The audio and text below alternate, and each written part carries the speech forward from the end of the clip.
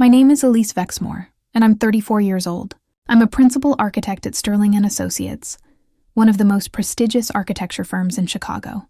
Last year, I led the design team for the Aurora Tower, a 60-story mixed-use development that's now the city's third tallest building. The project won the American Institute of Architects National Honor Award. My designs have been featured in Architectural Digest, Dwell, and Metropolis magazine. But 9 years ago, I was told I was too feminine for construction. I grew up in suburban Cleveland, Ohio.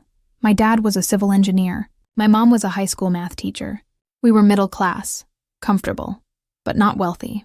I loved building things. As a kid, I'd spend hours with Lego sets, not following instructions, creating my own designs, houses, bridges, towers. My parents would find elaborate structures covering the living room floor. "Elise, you're going to be an architect," my dad would say. "What's an architect?" "Someone who designs buildings, who creates spaces where people live and work." That sounded perfect. At 10, my dad took me to see the Rock and Roll Hall of Fame in Cleveland, the famous I.M. Pei building with its dramatic glass pyramid on Lake Erie. I was mesmerized. "A person designed this?" I asked. "Yes, an architect named I.M. Pei. I want to do that." At 13, I started sketching buildings, floor plans, elevations, sections. I didn't know the technical terms yet, but I understood space, proportion, light. In high school, I took every math and physics class available. Calculus, AP Physics. I was good at it. Really good. My teachers encouraged me. "You should study engineering," they said. "I want to study architecture. That's very competitive. Engineering is more practical." But I didn't want practical. I wanted to design buildings. At 18, I applied to architecture schools. 6 programs: Cornell, Cooper Union, Rice, Illinois Institute of Technology, Syracuse, Ohio State. Cornell rejected me. Cooper Union rejected me. Rice waitlisted me, then rejected me. IIT accepted me. Syracuse accepted me. Ohio State accepted me. I chose IIT, Illinois Institute of Technology in Chicago. Good program, great city, famous Mies van der Rohe campus. It felt right. Architecture school was brutal. 5 years, design studios every semester, all-nighters every week. Critiques where professors would destroy your work in front of 30 classmates. Models, drawings, renderings, constant work. But I loved it. I was good at design. I understood structure. I could visualize spaces in 3 dimensions. I could draw by hand and use software. I won several studio awards, but there was always an undercurrent. Architecture was male-dominated. In my class of 40 students, only 12 were women. In faculty, maybe 20% were women. Male students would sometimes dismiss my ideas and critiques. "That's too soft. Not structural enough. Too decorative." Male professors would sometimes overlook my work. Call on male students more. Take their ideas more seriously. But I kept working. I graduated at 23 with my Bachelor of Architecture. Top 10% of my class. I got a job at a mid-sized firm in Chicago. Entry-level architectural designer. $45,000 a year. I spent 3 years working on construction documents, technical drawings, building codes, coordinating with engineers, learning the practical side of architecture. At 26, I took the Architect Registration Examination, the ARE. 7 exams. Grueling. I studied for months. I passed all 7 on the first try. At 27, after completing my required internship hours, I became a licensed architect. I could officially call myself an architect. I could stamp drawings. It felt like the beginning of my real career, but the industry wasn't ready for me.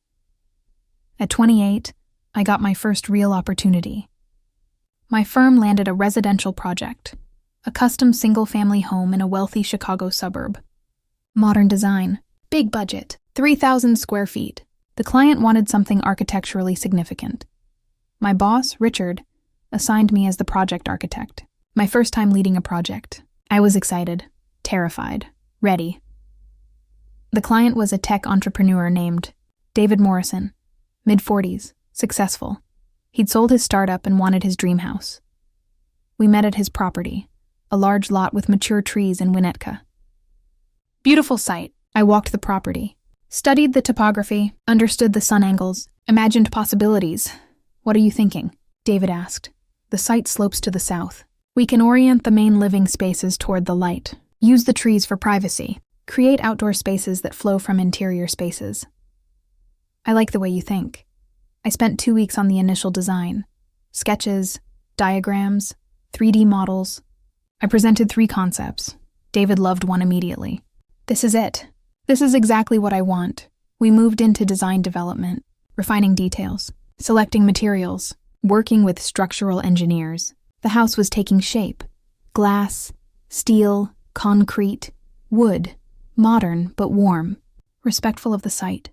Then came the construction phase. The general contractor was a man named Frank Sullivan, late 50s, ran a construction company called Sullivan Builders. He'd been building houses for 30 years. Mostly traditional homes, colonial, Tudor, craftsman. Our first site meeting was on a Tuesday morning. The foundation was being poured. I arrived at 8 a.m. in work boots, jeans, a button-down shirt, and a hard hat. Professional. Ready. Frank was talking to his foreman when I arrived. He saw me and walked over. Can I help you? I'm Elise Vexmore, the architect on the project. He looked surprised. You're the architect? Yes, he looked me up and down. Not in a sexual way, in a dismissive way, like I didn't belong. How old are you? 28. You look younger. Is Richard coming? Richard was my boss, 60-year-old white man. No, I'm the project architect. I'll be running the site meetings. Frank's expression tightened. I see. Well, construction sites are dangerous. Lots of heavy equipment, loud, not really a place for someone like you. Someone like me. Someone who's not used to construction. I'm a licensed architect. I understand construction. Understanding it in an office is different from being on site. These guys, he gestured to his crew, they're rough. They swear. They're not going to watch their language around a woman. I don't need them to watch their language. I need them to build the house correctly. Frank smiled, not friendly, condescending. Look, I'm sure you drew some pretty pictures. But now we're in the real world. Building requires experience, understanding how things actually work, not just how they look on paper. I understand how things work. We'll see. Over the next 3 months, Frank questioned everything, every detail, every decision. Why is this beam sized this way? The structural engineer specified it. I've been building for 30 years. That seems oversized. It's not. It's engineered to code. Why are we using this flashing detail? Because it's the correct way to waterproof this connection. I've always done it differently. Your way doesn't meet code. Every meeting was a battle. Frank would suggest changes. Value engineering, he'd call it. Really, it was him trying to cut corners or revert to his old methods. I'd reject the changes. Explain why. Site codes. Reference engineering calculations. Frank would get frustrated. You're making this too complicated. Architecture isn't this hard. Good architecture is this hard. 4 months into construction, we had a major conflict. The design called for a cantilevered deck off the second floor. Dramatic. 15 feet deep. Steel frame, glass railings. It was a signature element of the design. Frank called me on a Friday afternoon. We need to talk about this deck. What about it? It's too complicated, too expensive. I want to simplify it. Simplify how? Traditional wood deck. Posts to the ground for support. That defeats the entire design. The cantilever is a key architectural feature. It's expensive. And risky. I don't trust it. The structural engineer designed it. It's fully engineered. It's safe. I've never built anything like this. That's not my problem. This is what the client wants. This is what we're building. I'm the builder. I decide what we can and can't build. No, you don't. The architect and the client decide. You execute. Frank's voice got hard. Listen, Elise. I've been building houses since before you were born. I know what works and what doesn't. This deck doesn't work. It does work. You just haven't built it before. Women don't understand structural loads. You don't understand how heavy things are, how forces work. This is too delicate, too feminine. It won't hold. I went silent. Did he really just say that? Excuse me? I said it's too delicate. Women design things that look pretty, but don't work in the real world. This deck is a perfect example. The deck is fully engineered by a licensed structural engineer. It will hold 10 times the required load. This has nothing to do with gender. Everything has to do with gender. Men understand building. Women understand decorating. You're a decorator pretending to be an architect. My face went hot. I'm a licensed architect. I have a degree. I passed 7 exams. I've worked on dozens of projects. None of that matters on a construction site. What matters is experience. Understanding materials. Understanding what workers can actually build. And I'm telling you, this deck is too complicated. We're not building it this way. Yes, you are. No, I'm not. And if you push this, I'll call David and tell him his architect is being unreasonable, that she's adding cost and risk, that she doesn't understand construction reality. Do it. Call him. Fine, I will. Frank called David right there. Put him on speaker. David, it's Frank. We have a problem with the deck design. It's too complicated, too risky, too expensive. I'm recommending we simplify it. What does Elise think? David asked. She's being stubborn. She won't listen to experience. Elise? David said. David, the deck is fully engineered. It's beautiful. It's what you hired me to design. Frank is uncomfortable because he's never built something like this. But that doesn't mean it won't work. Silence. Then David. Frank, build it as designed. That's what I'm paying for. David, I really think, build it as designed. Frank looked at me, angry. Fine, but when it fails, that's on you. He hung up. Walked away. The deck was built. Frank's crew did it, reluctantly, but correctly. It was beautiful, strong, perfect. But Frank didn't forgive me. For the rest of the project, he made things difficult. He'd forget to order materials. He'd build things slightly wrong, then blame the drawings. He'd schedule subcontractors without coordinating with me. Every site meeting was hostile. He'd dismiss my observations, question my authority, undermine me in front of his crew. She doesn't know what she's talking about, he'd mutter. One time, he told a subcontractor, just ignore her. I'll tell you how to do it. I documented everything, photos, emails, notes. I told Richard what was happening. That's just how contractors are, Richard said, especially with young architects. You have to earn their respect. I shouldn't have to earn respect. I'm the architect. I'm licensed. Welcome to the industry, Elise. The house was completed. It was stunning. David loved it. It was photographed for a local architecture magazine. I was proud, but the experience with Frank left me shaken. After that project, Frank would badmouth me to other contractors. Other architects. She's difficult to work with, he'd say. Doesn't understand construction. Too idealistic. Word spreads fast in the construction industry, especially in a market like Chicago's North Shore, where the same contractors work on all the high-end residential projects. Other contractors started avoiding projects I was on. They'd hear I was the architect and suddenly be too busy, Richard noticed. Elise, we're having trouble getting contractors to bid on your projects. Because of Frank. Maybe you should try to be more collaborative. I am collaborative. I just don't accept substandard work. There's a way to handle contractors. You have to make them feel respected. They have to earn respect too. That's not how this works. Contractors have all the power, especially guys like Frank who've been around forever. If they don't want to work with you, your career is over. He wasn't wrong. In residential architecture, you need contractors. If they blacklist you, you can't build anything. I realized something. I needed to get out of residential. I needed to move into commercial or institutional work. Bigger projects, where architects had more power, where there were systems and processes that protected design integrity. At 29, I started applying to larger firms. Firms that did commercial work, office buildings, mixed-use developments, institutional projects. Most didn't respond. Some said I didn't have enough experience. But one firm, Sterling and Associates, called me in for an interview. Sterling and Associates was a prestigious firm, 250 employees, major projects across the Midwest, corporate headquarters, universities, government buildings, high-rises.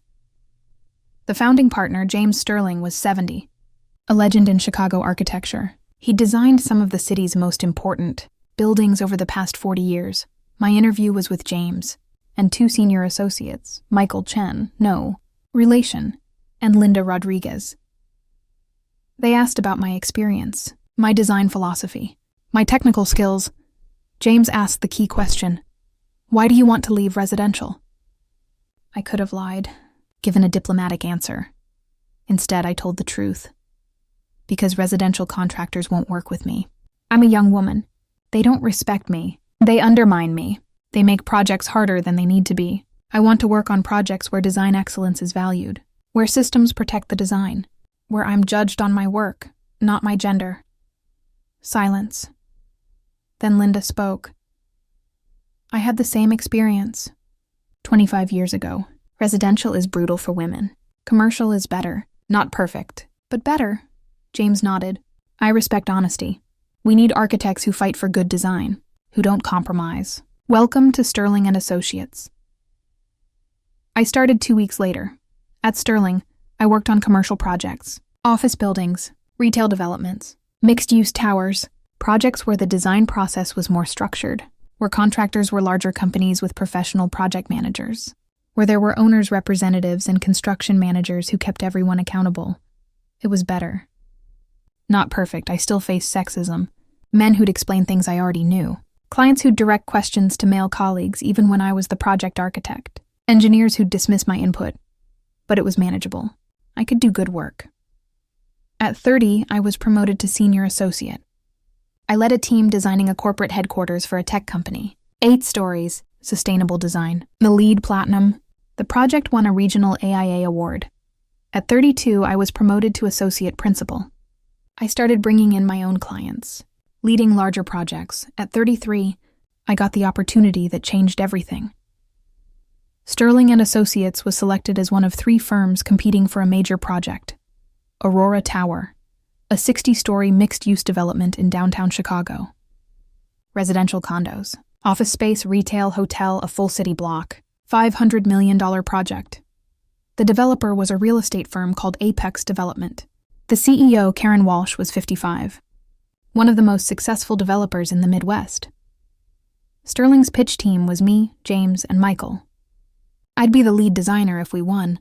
We had 6 weeks to prepare a competition entry, design concept, renderings, structural approach, sustainability strategy, cost estimates. I led the design.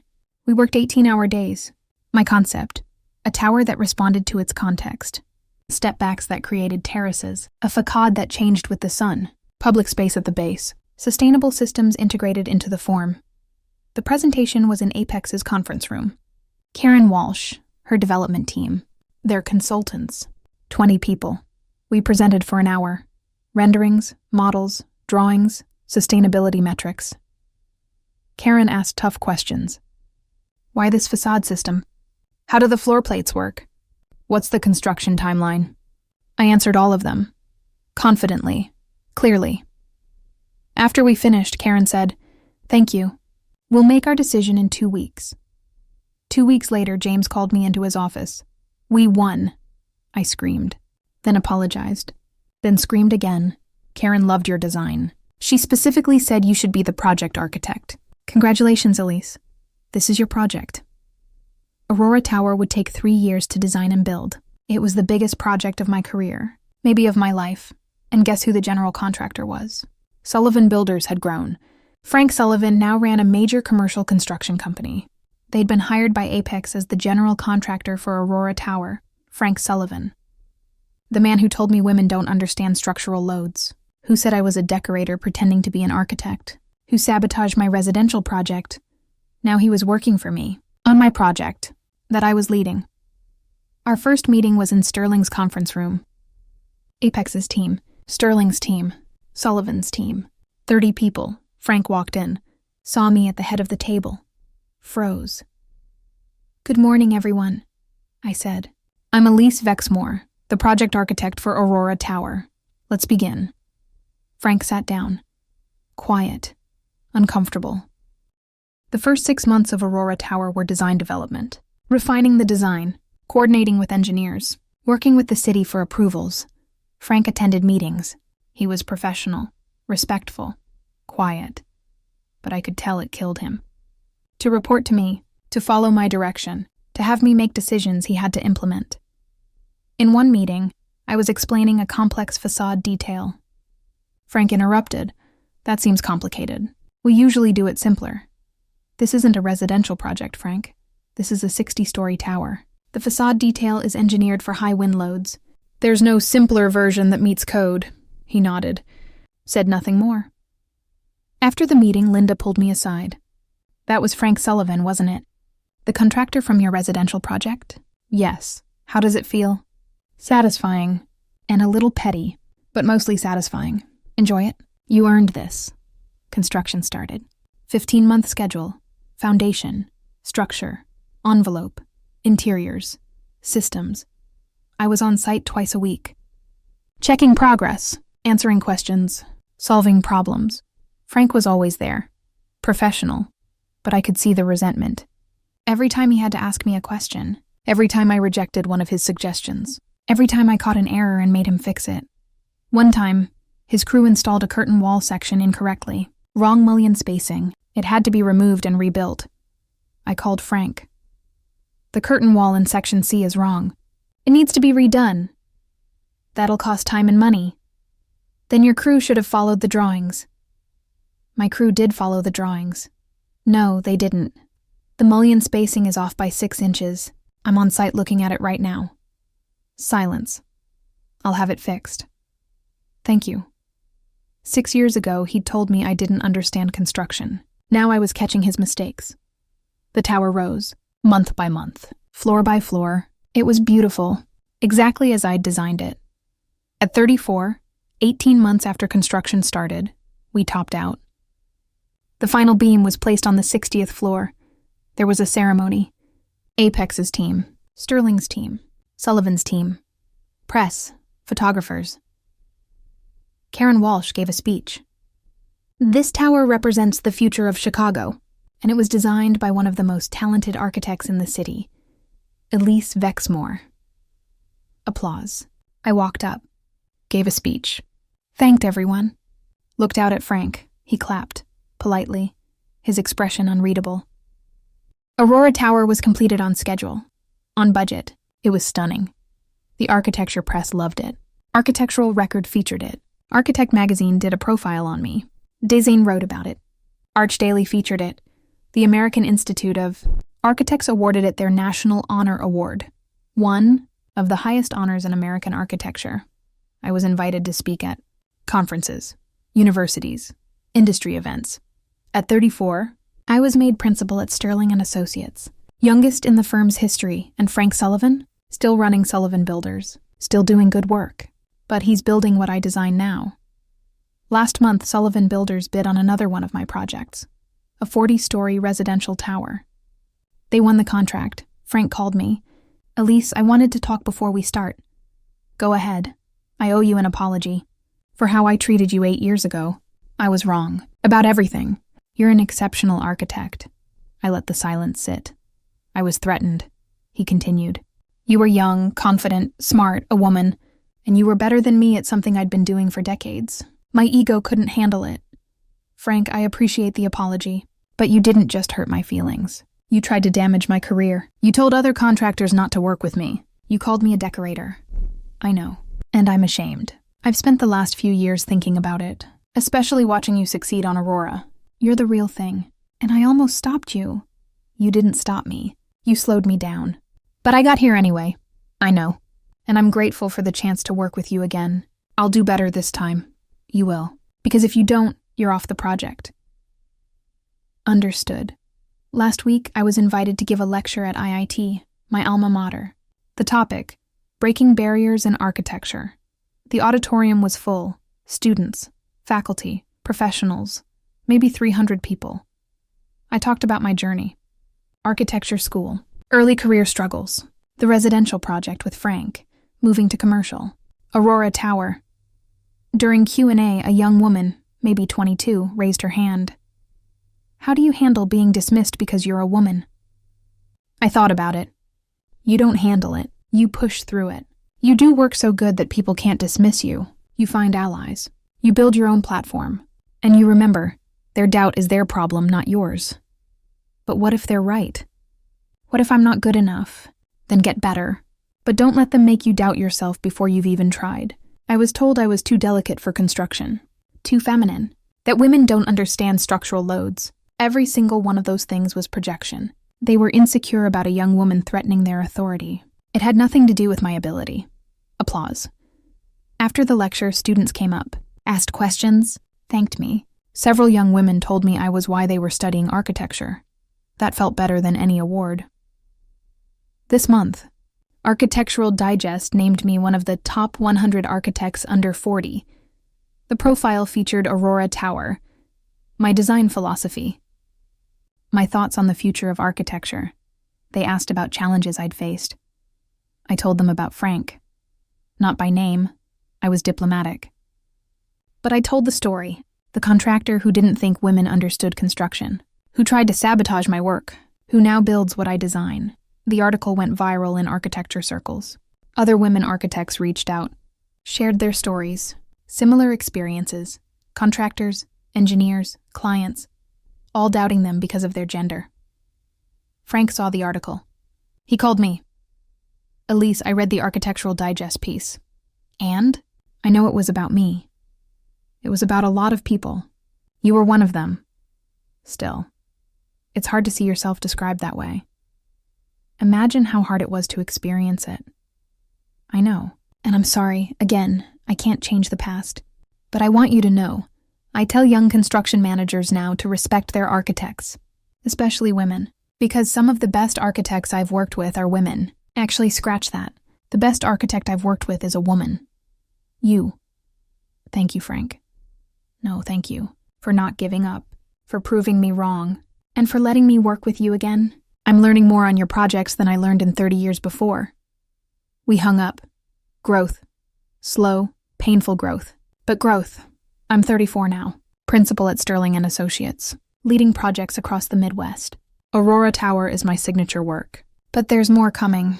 I'm designing a museum, a university building, 2 more high-rises. Projects that will shape cities for decades. I started a mentorship program for women architecture students. Monthly meetings, portfolio reviews, career advice, because I remember what it's like to be told you don't belong. Frank still builds my projects. He's actually good at it now. He listens, asks questions, respects the design. Our working relationship is professional, sometimes even collaborative, but I never forget what he said. Women are too delicate for construction. Women don't understand structural loads. I think about 28-year-old me. Fresh license, first big project. Being told I was too feminine, and 34-year-old me. Principal architect, award-winning projects, shaping skylines. The journey wasn't easy, but it was worth it. Because I didn't just prove Frank wrong. I proved everyone wrong who thought women didn't belong in construction, in architecture, in positions of authority. And the best part? Frank builds my buildings now. Every day, he looks at my drawings and thinks, I was wrong about her. He was. And I was right, game over. I won.